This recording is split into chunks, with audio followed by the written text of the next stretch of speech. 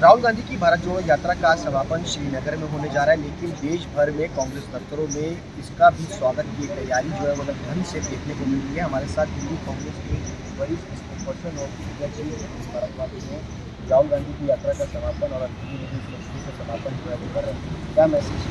देखिए, बहुत सीधा स्पष्ट मैसेज है कि श्री राहुल गांधी जी जो एक संकल्परत होके जो भारत जोड़ो यात्रा उन्होंने लगभग 4000 किलोमीटर से ज़्यादा की तय की है कन्याकुमारी से कश्मीर तक, उसमें जो आज जिस शहादत दिवस है भारत के महात्मा गांधी, भारत के राष्ट्रपिता महात्मा गांधी, बापू, जिस नाम से भी आप कह लें, सत्य अहिंसा के एक ऐसे पुजारी के शहादत दिवस है जिन्होंने इस देश को हमारी आज़ादी हासिल करने के लिए एक सूत्र में बांधकर और सभी जनों को साथ लेकर आज़ादी हासिल की।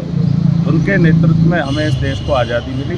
वही विरासत, वही महान मानव मूल्य, वही रास्ता सर्वधर्म संभाव का हिंदू, मुस्लिम, सिख, ईसाई, जैन, बौद्ध, पारसी को साथ लेकर चलने का श्री राहुल गांधी ने तय किया।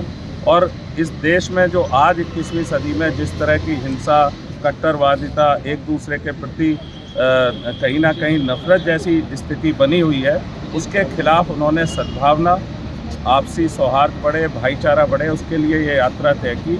और मैं कहूँगा कि इतनी सफलतापूर्वक तय की, एक ऐसी इच्छा शक्ति, एक ऐसा दृढ़ निश्चय जिसको ना मौसम डिगा सका, ना जाड़ा डिगा सका, ना गर्मी डिगा सकी, ना उनके रास्ते में पड़ने वाली बारिश डिगा पड़ी। उन्होंने ये दिखाया कि महात्मा गांधी जी के संकल्प को अगर आप मन में रखते हैं, उनके रास्ते को मन में रखते हैं, तो आपको तपना है। और उन्होंने एक तपस्वी के रूप में इस देश में एक इतिहास दर्ज करा दिया, एक स्वर्णिम तारीख दर्ज करा दी, जब 4000 किलोमीटर से ज़्यादा की यात्रा लोगों के लिए उन्होंने निकल के की।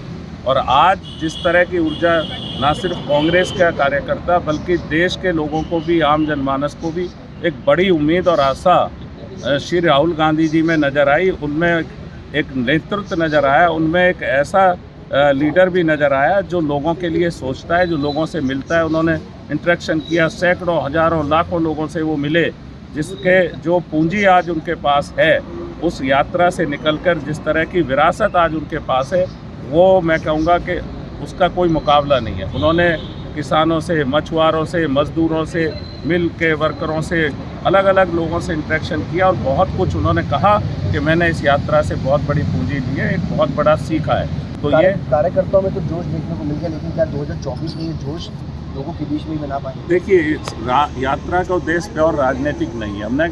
उन्होंने बहुत स्पष्ट किया है कि सद्भावना के लिए। और लेकिन हमने जो ज़मीन पर अनुभव किया, जब ये यात्रा दिल्ली, हरियाणा जहाँ मैं लगातार रहा, देखा, वहाँ ये महसूस हुआ कि आम जनमानस सीधे तौर पर उनमें एक बड़ी आशा भरी दृष्टि से उनके संकल्प को, उनकी दृढ़ता को देखते हुए उनके साथ जुड़ रहा है, उनसे उम्मीद रख रहा है।